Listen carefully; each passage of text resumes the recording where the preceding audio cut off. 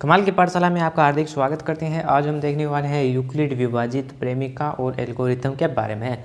यानी कि ये जो यूक्लिड विभाजित एल्गोरिथम है, जिसको हम कलन विधि भी कहते हैं, यूक्लिड विभाजन एल्गोरिथम का प्रयोग इस अध्याय में दो धनात्मक पूर्णांकों के महत्तम समावर्ती यानी कि HCF निकालने के लिए हम प्रयोग करेंगे। तो सबसे पहले हम जानते हैं यूक्लिड विभाजक प्रेमिका बारे में। प्रेमिका यानी कि यूक्लिड डिवीजन लेमा के बारे में जानते हैं। तो क्या है, तो यूक्लिड प्रथम यूनानी गणितज्ञ थे। यानी कि एक यूक्लिड है, वो एक गणितीय वैज्ञानिक थे जिन्होंने समतल ज्यामिति के अध्ययन हेतु एक नई विचारधारा प्रारंभ की, जिसमें यूक्लिड विभाजक प्रेमिका कहते हैं। इसके अंदर क्या होता है, हमारे पास एक धनात्मक पूर्णांक a है। इसके अंदर हमारे पास एक धनात्मक पूर्णांक a है और इसके अलावा भी एक अन्य धनात्मक पूर्णांक है जो क्या है, हमारे पास b है। ठीक है, एक धनात्मक पूर्णांक a और एक दूसरा जो धनात्मक पूर्णांक है वो b है, और b से हम विभाजित करने पर हमारे पास भागफल बच रहा है और एक शेषफल बच रहा है। यानी कि एक धनात्मक पूर्णांक a को जब अन्य धनात्मक पूर्णांक b से विभाजित करेंगे तो हमारे पास एक भागफल बचेगा जिसको हमने q से व्यक्त किया है, और एक बचेगा शेषफल जिसको हम r से व्यक्त करते हैं। अभी इन सभी के मध्य एक संबंध देख लेते हैं। तो मैं एक रफ चित्र बनाने जा रहा हूँ। तो यहाँ पे r का मान क्या हो सकता है, r का मान हमारे पास 0 हो सकता है या 0 से बड़ा भी हो सकता है, लेकिन b से जो है वो r का मान छोटा होगा। तो ये सभी मान हम देखेंगे। तो सबसे पहले मैं एक काम करता हूँ, यानी कि सबसे पहले हम इस कथन को पूरा करते हैं कि धनात्मक पूर्णांक में हम a है, a हमारे पास यहाँ पे क्या है, भाज्य। a हमारे पास यहाँ पे भाज्य का काम कर रहा है। ये मैंने भाग का निशान लगा दिया। अब इसमें क्या कर रहे हैं, हम b का भाग दे रहे हैं और b यहाँ पे है भाजक। ठीक है, भाजक है, और जिससे हमारे पास q को आ रहा है, q हमारे पास है भागफल। यानी कि b इंटू क्यू, और b इंटू क्यू मैंने जब माइनस किया तो मेरे पास क्या बच रहा है, r बच रहा है, और ये है मेरे पास शेषफल। और जो शेषफल का वो मान है ना, यानी कि जो r का मान है वो या तो 0 के बराबर है, ठीक है, या तो 0 के बराबर है या 0 से बड़ा है r का मान, लेकिन b से छोटा है, क्योंकि ये तभी संभव है ये b से छोटा आएगा। तो इससे हमारे पास एक, इसी को हम यूक्लिड विभाजित प्रेमिका कहते हैं। यानी कि यूक्लिड डिवीजन लेमा, इसको ही हम यूक्लिड विभाजित लेमा कहेंगे। ठीक है, यानी कि हम एक सरल रूप के अंदर भी लिख सकते हैं। अब क्या लिख सकते हैं इसका सरल रूप थोड़ा, यानी कि अब यहाँ से क्या लिखता हूँ, a का मान क्या होगा, यहाँ से a का मान होगा मेरे पास BQ प्लस R। अगर कोई शेषफल बच रहा है तो वो उसका मान जुड़ जाएगा, अगर नहीं बच रहा है तो यहाँ पे हम शून्य ले लेंगे। जहाँ पर हमने R का मान लिया था, जहाँ हमारे पास क्या था कि जहाँ R का मान है वो या तो 0 से बराबर है या 0 से बड़ा है, लेकिन जो B से है वो छोटा। यानी कि भाजक से हमेशा शेषफल का मान छोटा होगा। ठीक है, यानी कि इसको हम एक और सरल शब्दों में कहें तो क्या कह सकते हैं, यानी कि सरल शब्दों में क्या कह सकते हैं, इसको हम एक बार इससे रख सकते हैं।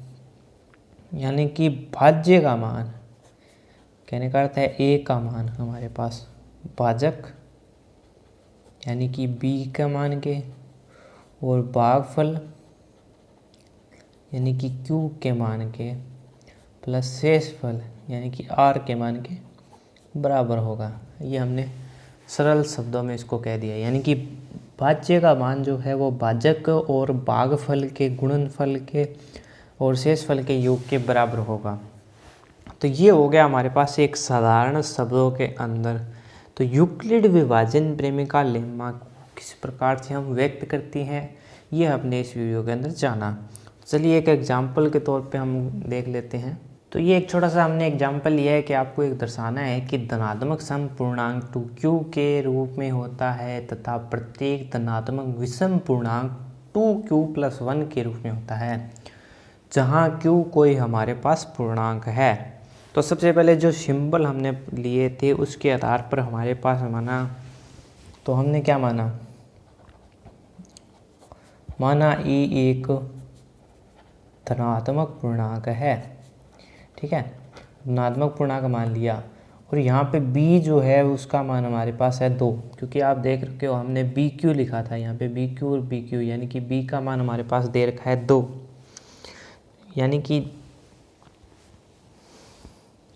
यानी कि तब हमारे पास जो यूक्लिड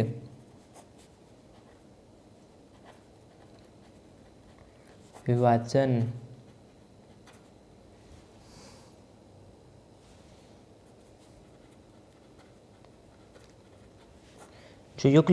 प्रेमिका से हम दो पूर्णांक Q और R को किस प्रकार से व्यक्त करेंगे, Q व R को व्यक्त करने जा रहे हैं। तो हम इसको करेंगे A = 2Q + R।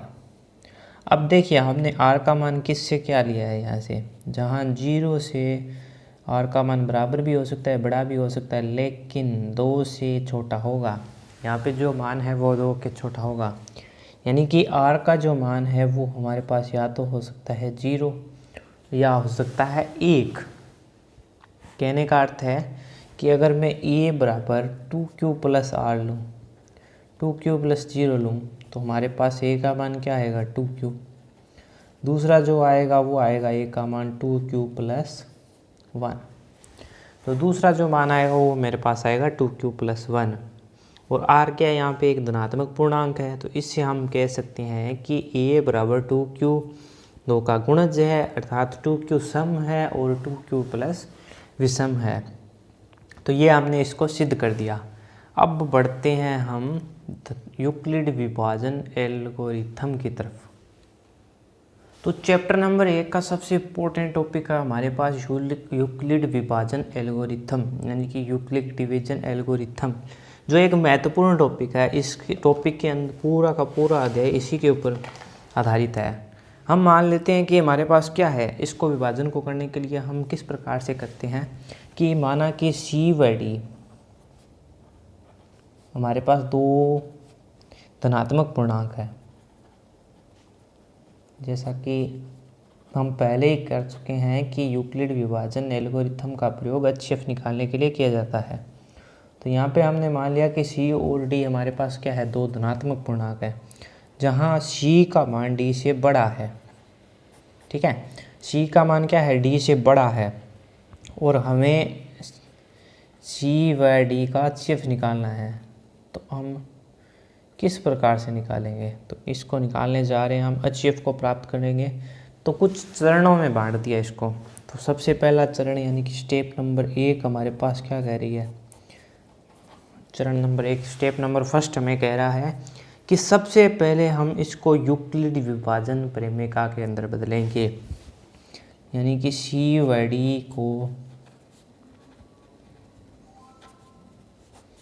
यूक्लिड विभाजन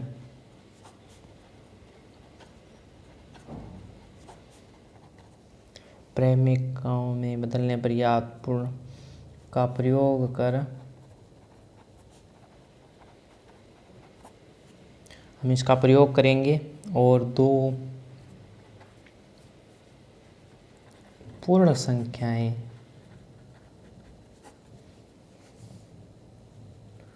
R व Q को ज्ञात करेंगे। तो हम ज्ञात करने जा रहे हैं, ठीक है, ज्ञात करेंगे। तो सबसे पहले हम C व D को हम किस रूप में बदलेंगे, तो C बराबर हो जाएगा हमारे पास DQ + R, ठीक है, C बराबर हो जाएगा हमारे पास C बराबर हो जाएगा DQ + R, जहाँ हमारे पास क्या है, जहाँ R जो शेषफल है उसके लिए लिमिट होगी, उसका मान 0 के बराबर हो सकता है या उससे बड़ा हो सकता है, लेकिन D से छोटा होगा। और R हमने क्या लिया यहाँ पे, शेषफल, ठीक है। तो ये था हमारा चरण नंबर 1। अब जो सेकंड स्टेप है वो क्या कह रही है कि अगर हमारे पास C का मान यदि हमारे पास r का मान जो है अगर 0 हो जाए, यानी कि शेषफल इसका 0 हो जाए, 0 हो, तो इसका जो HCF होगा ना, यानी कि C/D का HCF हमारे पास होगा, वो यहाँ से ये जो मान है, यानी कि यहाँ से जो D मान है वो हो जाएगा। अगर यहाँ से R का मान 0 हो जाए, अगर यहाँ से R का मान अगर 0 हो जाए तो यहाँ से जो D का मान है वो अगर हो जाएगा। अगर ये चीज़ नहीं है, दूसरी स्टेप है कि अगर हमारे पास D का मान 0 नहीं हो रहा है तो हम पुनः इस यूक्लिड विभाजन प्रमेय का प्रयोग करेंगे और तब तक इसको दोहराएंगे जब तक कि हमारे पास R का मान 0 प्राप्त नहीं हो जाता। यानी कि ये तो था पहला पार्ट इसका। अगर इसका दूसरा पार्ट भी कहता है कि यदि शेषफल 0 न हो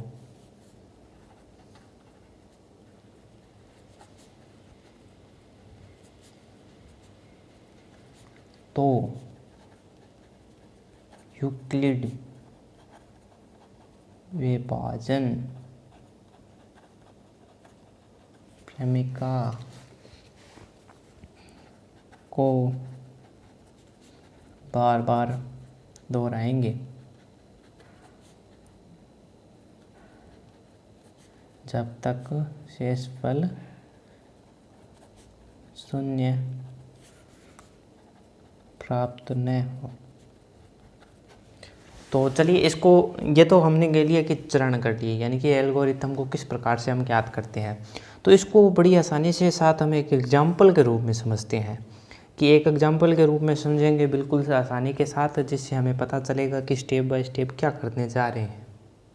तो एग्जाम्पल हमने दे रखा है, इसको हमने यूक्लिड विभाजित एल्गोरिथम का प्रयोग करके हमें 210 और 55 का HCF ज्ञात करना है।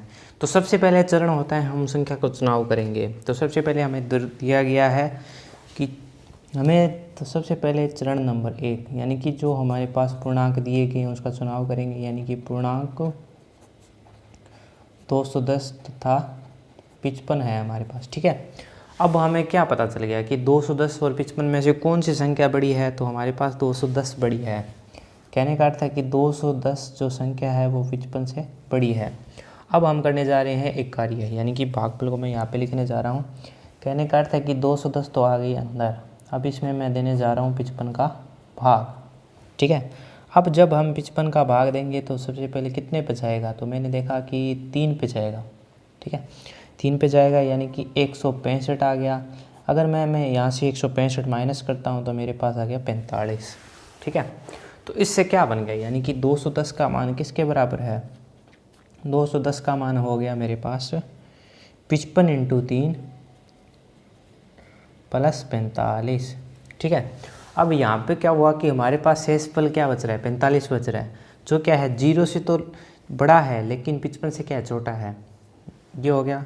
अब हमारे पास जो विभाजन प्रमेय का कहती है, अगर आपके पास 0 होता तो ये हमारे पास जो 55 था वो इसका HCF हो जाता, लेकिन यहाँ पे हमारे पास कुछ ना कुछ शेषफल आ रहा है, तो इसको हम पुनः दोहराएंगे।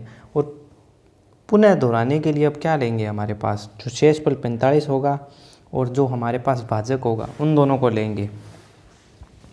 अब हम देखेंगे कि चरण नंबर 2 में क्या लिया है हमने, कि इसमें जो शेषफल बचेगा वो तो हमारे पास भाजक का कार्य करेगा आगे के लिए, और इसमें जो 55 के अंदर हम 45 का भाग देंगे अब की बार। यानी कि अगली जो स्टेप होगी, यानी कि उसमें क्या होगा कि हमारे पास यहाँ तक शेषफल 0 नहीं है, शेषफल का मान 0 के बराबर नहीं है, पहली स्टेप ये होगी। और भाजक हमारे पास हो गया, अतः जो भाजक है वो हो गए, वो क्या है हमारे पास 55 है। और शेषफल क्या है हमारे पास, जो शेषफल है वो है 45, शेषफल है 45। तो नेक्स्ट स्टेप में हम क्या करेंगे कि इसको इधर ले लेते हैं, यानी कि ये भाग का निशान आ गया, यहाँ पे आ गया 55, इसको यहाँ पे ले आए और फिर से भाग देंगे 55 एक 45 का 55 पे जाएगा भाग, और यहाँ पे क्या बच गया 10। ठीक है, यहाँ पे हमारे पास बच गया 10। तो यहाँ से हम क्या कह सकते हैं कि 55 का मान बराबर होता है, यहाँ पे आप देखोगे तो 55 का मान बराबर होता है 45 × 1 + 10 के। ये हो गया। अब चरण जो तीसरा चरण है वो हमें क्या कह रहे हैं, इससे एक और चरण प्राप्त हो गया, यानी कि ये थी यूक्लिड विभाजन प्रेमिका यानी कि लेमा, और ये भी थी यूक्लिड विभाजन प्रेमिका, यूक्लिड विभाजन लेमा।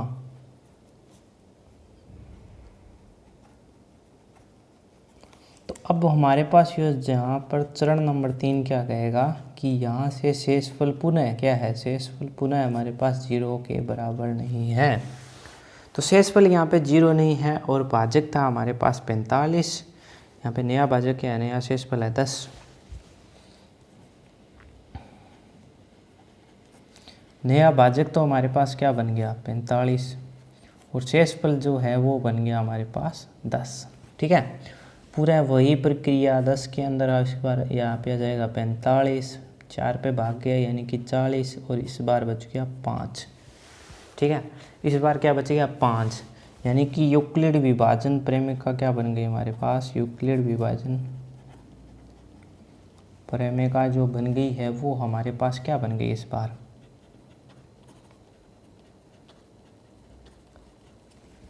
ये जो बन गई है, यानी कि लेमा का मान जो नया हमारे पास बन गया है कि 45 का मान बराबर होगा 10 × 4 + 5 के।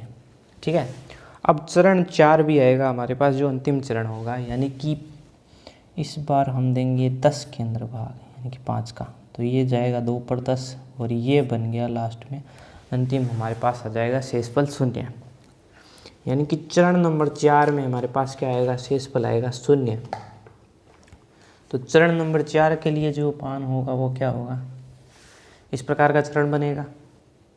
तो आखिरकार जो चरण नंबर 4 था उसके अंदर हमारे पास क्या आ गया, 0 प्राप्त हो गया शेषफल, यानी कि चरण नंबर के लिए लिख सकता हूँ यहाँ पे भाजक 5 है लेकिन शेषफल क्या है। चरण नंबर के लिए हमारे पास अब क्या है कि अब जो नया वो है कि नया भाजक तो है हमारे पास 10 तथा नया शेषफल था हमारे पास क्या था, नया शेषफल था हमारे पास 5, और जब मैंने यहाँ पे 5 का भाग देके देखा तो हमारे पास क्या है, यहाँ जो नई यूक्लिड विभाजित प्रेमिका बनाएंगे हम, तो विभाजन का यानी कि लेमा जो बनेगी, तो लेमा से हमारे पास क्या होगा बनेगी, यानी कि 10 का मान बराबर होगा 5 × 2 + 0।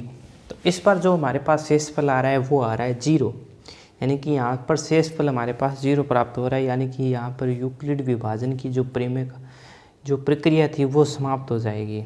और हमने कहा था कि जो यहाँ पर b के साथ हो, यानी कि यहाँ पे क्या है 5 है, तो ये अगर b के साथ हो उसको हम क्या लेंगे, HCF लेंगे, तो यानी कि 210 व 55 का HCF यहाँ से क्या होगा हमारे पास, वो होगी 5। ठीक है, वो हमारे पास प्राप्त हो गया 5, यानी कि महत्तम समापतक।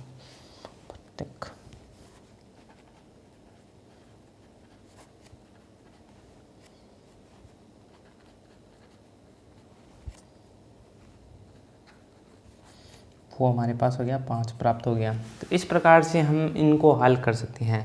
तो पूरी की पूरी प्रश्नावली है जो इसी के आधार पर आधारित है कि आपको उन चरणों के लेते हुए इनका मान ज्ञात करना है।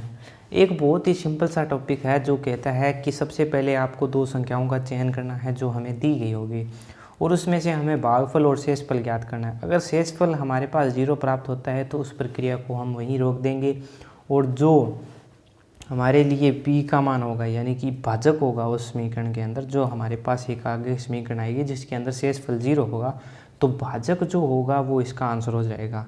अगर हमारे पास शेषफल कुछ बच रहा है तो इस प्रक्रिया को हम पुनः दोहराएंगे और इसके लिए जो सभी मान एक बार के लिए बदल जाएंगे।